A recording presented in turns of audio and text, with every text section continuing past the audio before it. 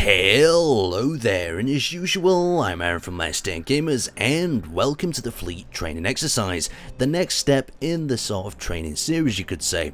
In the last sort of training series, we built ourselves a planetary outpost that became self-sufficient and added many exciting little rooms within the construction itself. In this series, we're going to be talking about fleet tactics, building ourselves a fleet, as well as talking about how to implement them in such roles on fleet and fleet battles, as well as invasions. Very exciting indeed. Now, the first phase that I actually want to look at is creating yourself a battle formation. Everything you need from a surveillance craft here at the front to support vessels in the rear, and we're going to talk about that formation and why I'd recommend it. Now, the first thing of any war is sort of intelligence. You need to know where the enemy ships are, and one of my favorite ways of doing this is having a simple solar sail ship. It's very sort of inconspicuous. They're flying around with the cargo module on, and you can basically recon to your heart's content, as long as you don't get too close, of course. So your little camera on this guy, and you can see the whole of the enemy's ships without them being too suspicious. Now, moving back from that, when it comes to actually hit them with something hard, you want your battleships, and I've got 3 battleships in this configuration, and you can see that these guys are heavily armored as well as heavily armed, and you really need these guys to deliver a really hard blow very fast. And the armor can also absorb a lot of damage. This is sort of a multi-layer sort of design, a mixture of heavy and light armor on the interior. A very cool sort of configuration. Now, if we head back away from the battleships, we remove ourselves to the support craft. Now, my support craft tend to double as multiple sort of role ships.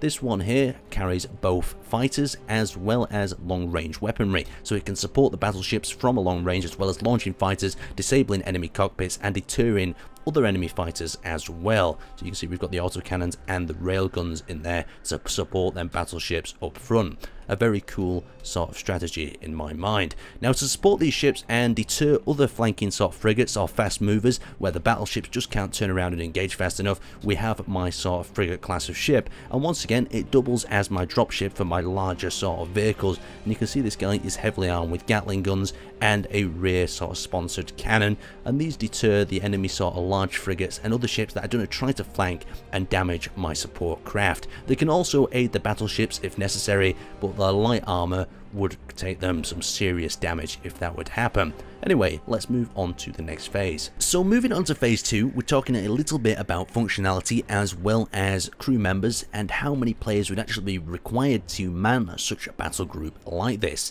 Now, I'm sure this would be no problem for my empire. We've got a lot of people on the Steam Workshop ready to pilot different ships, and each one of these battle cruisers would require 2 players at minimum. One to control some weapon systems, one to pilot and control the main weapon systems, and each one of them would require 2, so we've got 6 players in total just for the battleships alone. Now, in the second wave of ships, the support craft slash carriers, the long range, we need 1 player to actually pilot both the support craft, and we're going to need multiple players to actually pilot the ships in the hull of each. And then finally, we need 1 player in each of the frigates. So we're talking around 15 players, 16 in total, if we want to get this fleet at maximum sort of efficiency. And that is a lot of players if we think about it. But at the same time, if you come into battle with 1 ship against a fleet like this, the chance of you winning is extremely low. And that's why coming in a battle formation like this is, number 1, extremely intimidating, and number 2, extremely dangerous.